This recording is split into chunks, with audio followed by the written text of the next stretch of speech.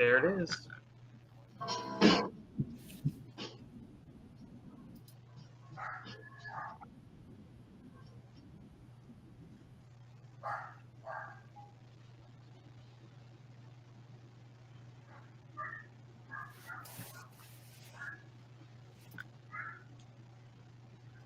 There it is.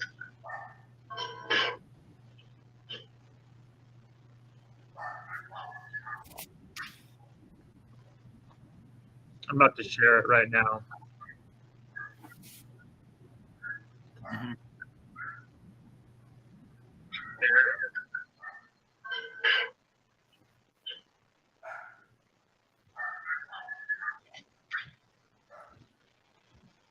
I'm about to share it right now.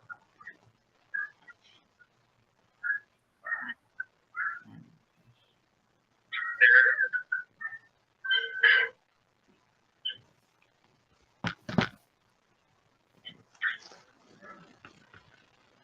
I'm about to share it right now.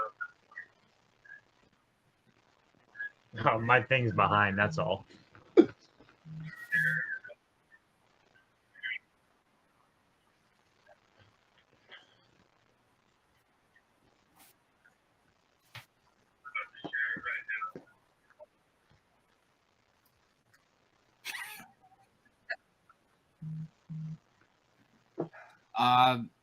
Are you talking to the audience? You never know.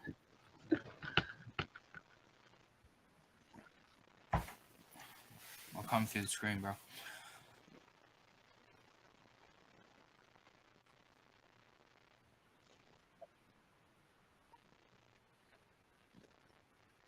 I just don't think anybody's came through yet. There's 29 people in there, it looks like.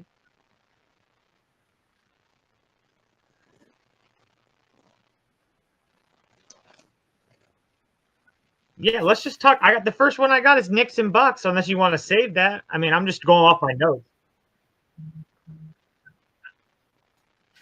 I mean, I don't have like a lot of plays or anything. I did notice that your boy Julius Randle, points, rebounds, assists is at 31.5. It's kind of a bad matchup for him.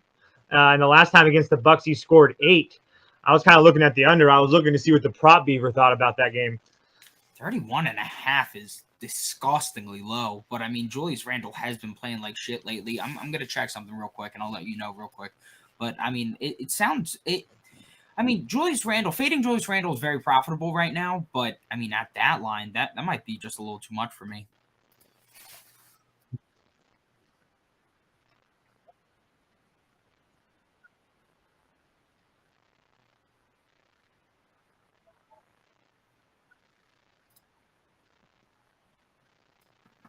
That might be just a little too much for me.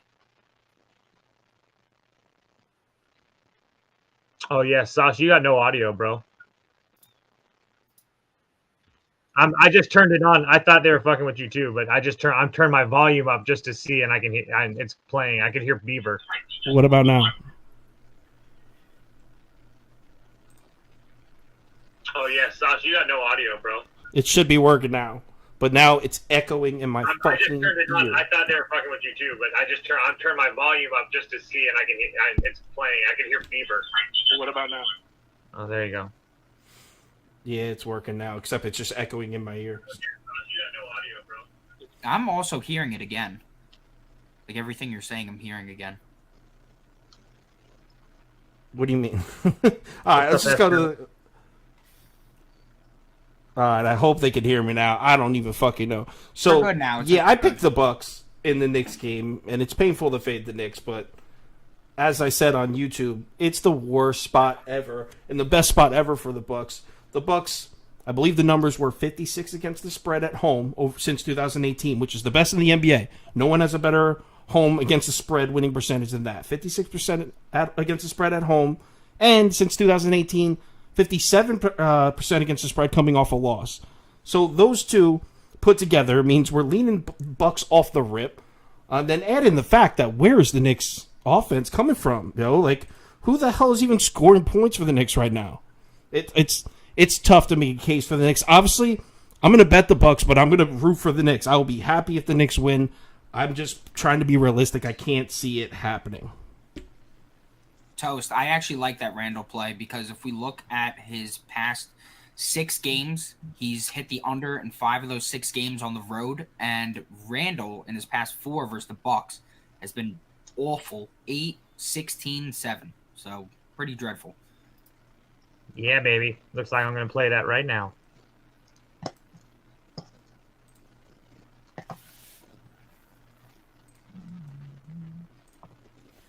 All right, this next game. Someone shout out another game.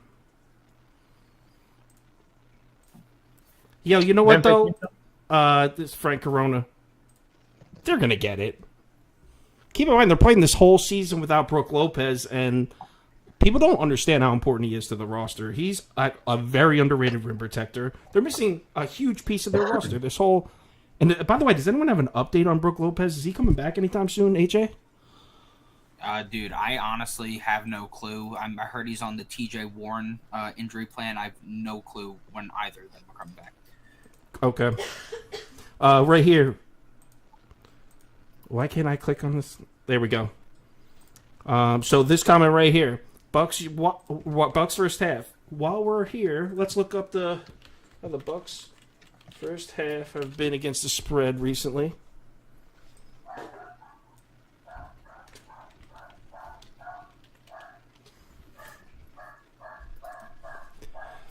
All right, Bucks first half in their last 5, 3-2, last 5 at home. Not even seeing them here. Oh, 3-2 also. Last 10 at home.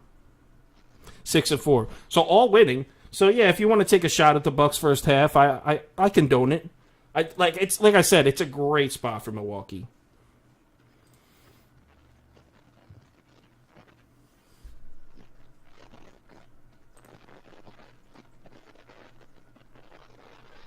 Here you go, Toast. Someone talking about college. Fresno State? Yep.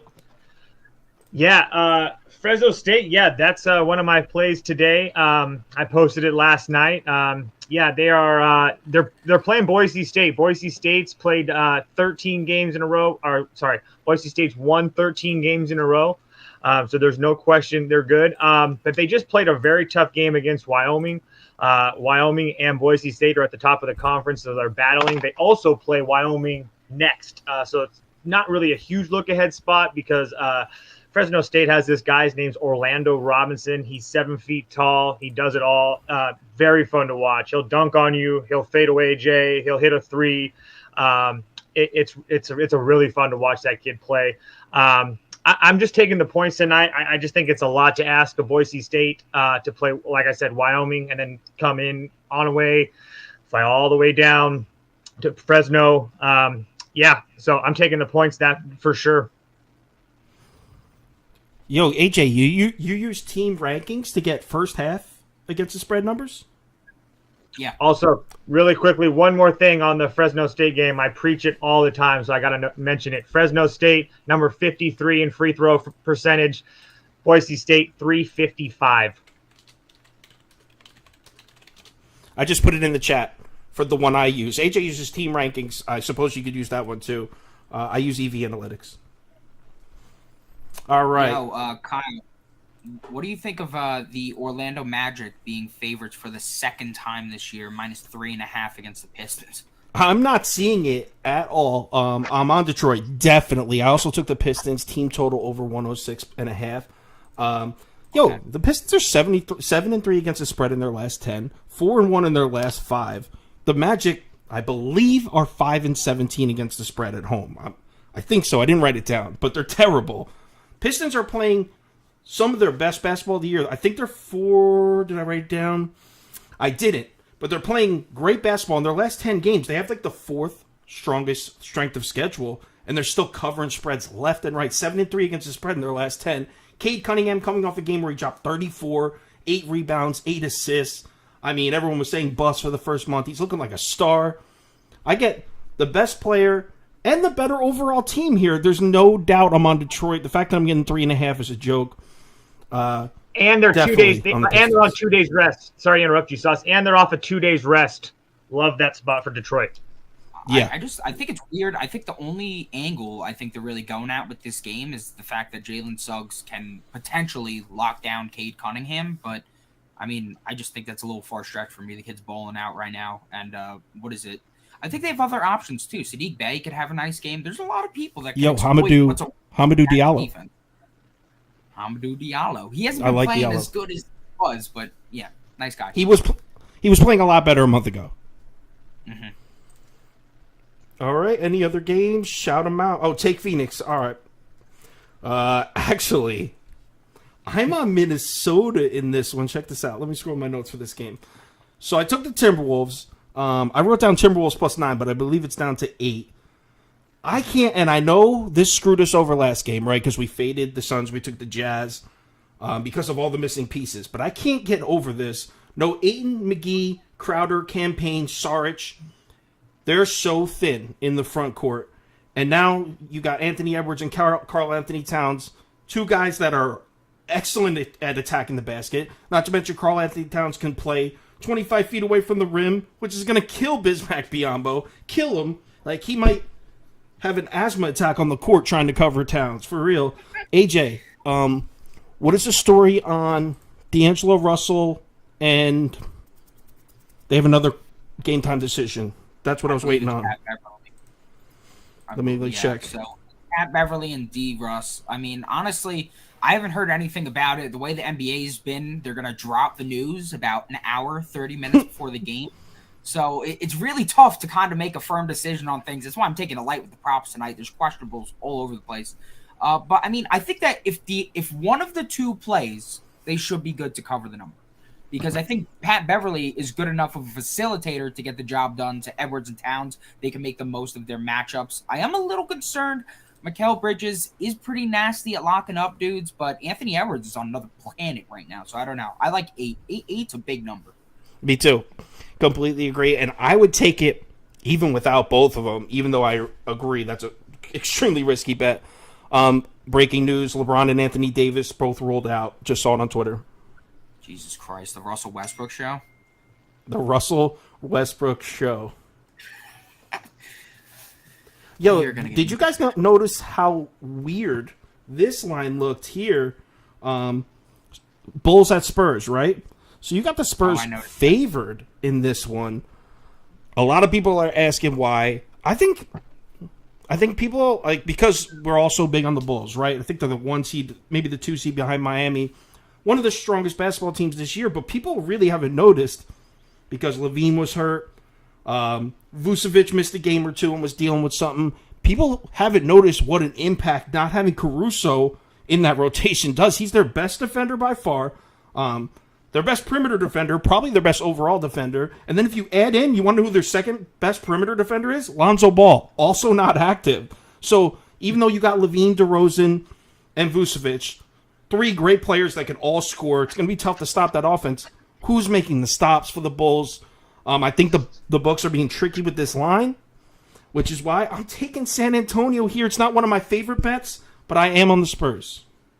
I like DeJounte Murray to have a good night tonight because if there's really a flaw in the Bulls' game defensively, it's at the rim. I know we just focused on the perimeter protection, but at the rim, they just don't play good defense. And DeJounte Murray is one of those guys that's top 5 in the league and drives at the rim.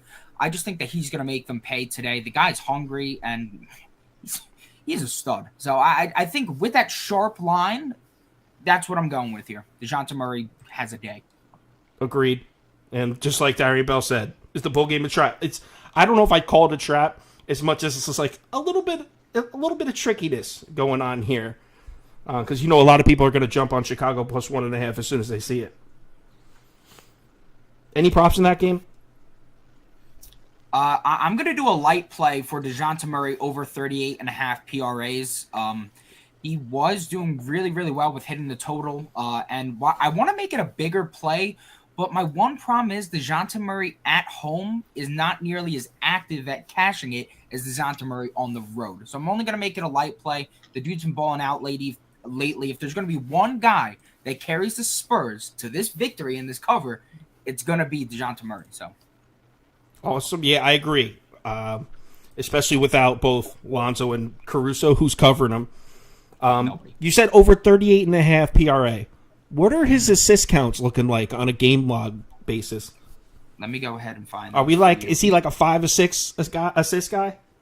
No, dude, he's way better than that. He really all his highlights are always him scoring. His past 5 games: 11 assists, 10 assists, 12 assists, 10 assists, 14 assists. He is a passing machine. Distribution. I underestimated the boy. Dude, I like I'm taking the PRAs. He's the man, bro. All right, yo, here you go, Toast. Ohio versus Buffalo. Yeah, I'm going to do – somebody asked about Wyoming before that, so I'll do them both really quick. Wyoming, there's no question they're rolling. One of the best offenses in the country. There's no question about that. So here's the funny thing. This line was at like 9 to start, and honestly, the money fled in on Air Force. I kind of understand it. Like I just talked about with Boise State, Wyoming just played Boise State. They have them on deck again. This is kind of a flat spot for them going to Air Force. Air Force is one of the second best team in the country, maybe even the first best team in the country at 3-point percentage. But guess what? Wyoming's number 3 in the country at 3-point defense. So I laid it. I took the 7.5 or -7 with Wyoming because, like I said, there's a ton of money on Air Force, and I just don't see it. And I mean, maybe at 9 it'd be a different story, but at 7, I'm definitely taking Wyoming. That's for sure. As far as the Buffalo and Ohio game, I'm taking Ohio too. I took the points as well. Here, the bottom line is it's going to be a close game. Buffalo has been a little bit better. Ohio shoots better, and Buffalo just can't seem to get out of their own way. They foul a lot. They're one of the worst teams in the nation as far as when it comes to fouling. They're giving up, I think, 77.5% 3-point percentage, which is the national average is around 70. So that's like 7 points a game. They're just giving away. I took the 3 with Ohio. Yeah. This comment I just put up here. Without LeBron and Anthony Davis, I need to see where the line's moving. If it only moved to 9, that's a little bit alarming. See, it's already up to 9.5. This is going to be a carousel. We don't know where this number is going to stop. Without both those guys, you would think Hornets laying single digits is safe. I'm not putting it on the ticket. I had Lakers on there with an asterisk. If LeBron and Davis don't play, remove this bet. So this is officially a stay away game for me. But if you're looking to place a bet on it right now, I would lay the 9.5 with Charlotte with no LeBron and AD. I mean, just watching that game, I think it was last night against Sixers. I mean, everybody else on the court but Anthony Davis looked like they were having an aneurysm out there. You got to take the Hornets here. In transition, we were looking at those transition numbers today. What are they, first and first? Yeah, first and first. The Hornets in the past 2 weeks are first in offensive transition efficiency and first in defensive transition efficiency. Very, very impressive. But one thing I noticed is I was looking a little deeper after you left today. The Lakers actually have good transition numbers too. They're 13th on defense, 6th on offense. So this idea that the Lakers are old and slow might make a lot of us jump to conclusions like, oh, they don't like to run. But actually, they have good numbers on the run. So it's not as much of a mismatch as you think. But regardless, without LeBron and AD, it's not really much of a discussion. Yeah. All right, any other comments? Yeah, Hornets first half in full game. Yeah, again, without those guys in there, it's tough to argue that. We got 8 more minutes. Any other takers? Yo, what's the Sauce's take on this Memphis Utah game? Curious to see if it aligns up with where I'm at. I went sharp toast. All right. So Utah. I took the 5. I believe it's down to 4.5. I'm on the Jazz here. If you look at the Jazz recent schedule, right? Let's look at the last 5 games. They're 1-4 in the last 5, right? Look at who they've played. They played Phoenix twice. That's the best team in the NBA. Twice in a row. They played at Golden State. They have the number 1 toughest schedule in the NBA in the last 5 games. Do you want to know the margins they're losing by against the most elite competition in the NBA? 2, 6, 5, 8, and then the other one they won by 10.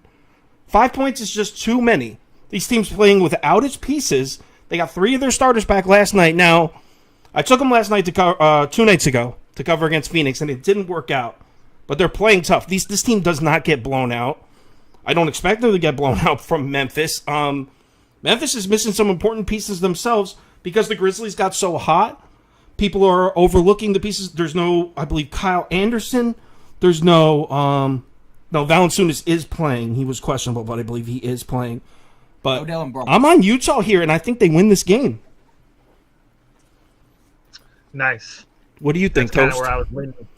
I was already leaning that way. I was hoping that you were on that side. I noticed that Memphis is the number 1 team in the NBA in blocks and rebounds, but I get that. But yeah, I was looking at Memphis. Or I'm sorry, I was looking at Utah too. I was kind of hoping that you were on the same thing. I was hoping that Rudy Gobert was going to play, but it doesn't look like he is.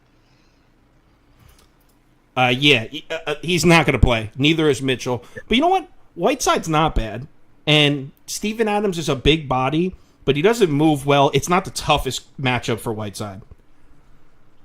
Oh, I did have written down, looks like Steven Adams, just prop, is at 6.5 points, and he hasn't scored that in 8 straight games. Oh, dude, Toast. I have that written down. So in 8 of the last 9 games, he's missed. He's averaging just 5 points per game at home compared to 8 on the road. And on the season, this man is 6 of 24 at home, hitting this total. He's one of my plays today, so I'm glad you brought it up. Steven Adams, under 6.5 points. I recommend taking that. Dope. This next comment. Definitely on Miami. You got an exhausted Clippers team. This is their 5th road game in... No, it's their 5th. I think it's their 6th consecutive road game. Their 3rd road game in 4 days against a Heat team that swings the ball around. Great ball movement with that Heat offense. There's no way this defense is going to keep up. There's going to be a lot of open looks for Miami. They've won their last 4 home games. They play great defense. So it's not that I think Miami's like head and shoulders better than the Clippers, which they are. But it's not so much that. It's the spot. And it's just like a well-rested Miami team. If you want to beat the Miami Heat, you need to hustle for 48 straight minutes. You need a hungry-ass team, not a team that's on a tail end of a 6-game road trip. It's not the spot, and it's only 7. If it was like 10.5, maybe we could talk, but I'd probably still be on Miami. I'm on the Heat here. I also am going to take a little bit of a gamble and take the Clippers under 101.5. Now, I know the Clippers shooting, that's a little dangerous, but the Heat play a slow-paced game, and I believe 6 of the last 7, or maybe it's 5 of the last 6 Heat opponents did not hit 100. So Heat -7, Clippers team total of under 101.5. If Jimmy Butler does not play, would that change your mind? Just really quick. Is that? Because he's questionable with a big toe. Because he's questionable with a big toe. I know. I just read that, so I was just curious your thoughts. Oh, we got a bunch of breaking news here. Valanciunas and Brandon Ingram out. Jesus Christ. So I don't need to change. I'm on the Nuggets. So, but yeah, if Jimmy Butler doesn't play, I'd still be on the Heat. I would reduce the number of units. So if you're on the VIP list, you know how many. Take a half unit off that play. If Butler doesn't play, I'm on the Heat regardless, though. Gotcha. So I got to ask, do you think that Denver game turns into a blowout now in terms of potentially looking at props? Like, without 2 of those guys, I mean, geez. AJ, I liked it as a blowout before. Oh, okay, work. So we're on the same page. I saw Jokic getting Valanciunas into early foul trouble, and it sucks because the Grizzlies are so cool, and I would never hate on them. I just am having trouble buying into that team without Dylan Brooks and Kyle Anderson. I think they're a little bit of an incomplete basketball team. It's the Pelicans playing the Nuggets today. Oh my God. I was reading a comment while answering your question. Yeah, so without Valanciunas, yeah. I liked it as a blowout either way, even though the Pelicans are a little underrated because the Pelicans are 5-5 in their last 10 games despite playing one of the strongest schedules. So the Pelicans are playing good basketball, but I like the Nuggets regardless. You know, the Nuggets have first in the NBA in offensive efficiency over the past month since January started, which is crazy because there's some teams lighting it up. There's Charlotte, a lot of teams lighting it up, and the Nuggets are first in offensive efficiency. My uncle made one bet in the NBA tonight, and it was the Nuggets. Yeah, well, he's about to cash out because Pelicans are all hurt all of a sudden. Also, really quickly, I had written down Atlanta. Atlanta, I know, plays a little bit better at home, and the Celtics are, let me find it, 9-14 on the road this year. I'm only laying 1. Your thoughts? Yeah, so this one was on YouTube. I took the Hawks, but oh, my bad. I'm still on the Hawks, but the idea that DeAndre Hunter and Gallinari may not play scares me. I think they're both going to play. I'm scrolling through Twitter right now to make sure I didn't miss an update. You saw what I was doing earlier. That's why I didn't watch it. Sorry, Toast, I couldn't hear you. I had my headphone out. Oh, you're good. I said, you know what I was doing earlier with the wife, so that's why I missed it. I apologize. Yeah. So, that one's on YouTube. Basically, the reason being, Hawks have won 5 straight. Overall, they're always a better bet at home. See, the Celtics are going to have to... The mismatch in the game for the Celtics was rebounding. They're a better offensive rebounding team and a defensive rebounding team, but the Hawks on offense have just been insane recently. Second in offensive efficiency, first in free throw rate, 7th in turnover rate. If you take away offensive rebounding, the Hawks are like a perfect offensive team this month. So I'm taking Atlanta. They won 5 straight. I think that the Celtics numbers are skewed because they just beat the Kings by 53. So obviously their analytics are going to look a little off. All right, it's 6:30. Any last ones? Did you have a play on Portland, Houston? Yeah. Okay, so I took Portland. Not crazy about laying 3.5 on the road here with the Blazers team. But honestly, I took Portland in the over, and I lowered the unit counts on that one a little bit. I think the combination of those two have a good chance of happening. If not, I doubt they both lose. So we're looking at a break-even or in the green game there. I was hoping that you were on Portland. I saw that Kevin Porter didn't go to shoot-around this morning, and then Christian Wood is out, too. So is Christian Wood definitely out? I saw he was game-time decision. Okay, I might be wrong. I was probably wrong on that, so I apologize. Well, this was like an hour and a half ago. This is the NBA. Anything could happen. I was going to say, I didn't check 100%. I just know that Porter wasn't at shoot-around, and then I started looking at Nurkic props and stuff. So, yeah, sorry. Yeah, no update on him. Christian Wood still a game-time decision. I'm on Portland and the over regardless. Not huge bets. Cool. Pacers versus Thunder. This will be the last one because we're after 6:30. I'm going with Indiana here. And, okay, first of all, I'm hoping that Sabonis plays. He's listed in the projected starting lineup, but who knows? Second of all, let me scroll my notes here. So Oklahoma City is the worst team in the NBA at keeping their opponents off the offensive glass. Everyone grabs offensive rebounds against Oklahoma City. In the month of January, the Pacers are second in the NBA in offensive rebounding rate, and that's without 2 of their best big men. That's without Miles Turner, and that's without Sabonis. He missed the majority of January. Now you got Sabonis back against a team that can't keep anyone off the offensive glass. I think Indiana controls this one start to finish. I know the Thunder have covered a lot of spreads, but that's because they're usually getting 7 or 8 points, not 1. I'm on Indiana laying the point here, definitely. I like the SGA good one. Yeah, a lot of people out for Suns. There's 5 role players out. That's why I'm on Minnesota. All right, so it's after 6:30. I'm going to get my bets in, get ready, get my TV sparked up. Thanks, everyone, for watching. Yo, we're going to try.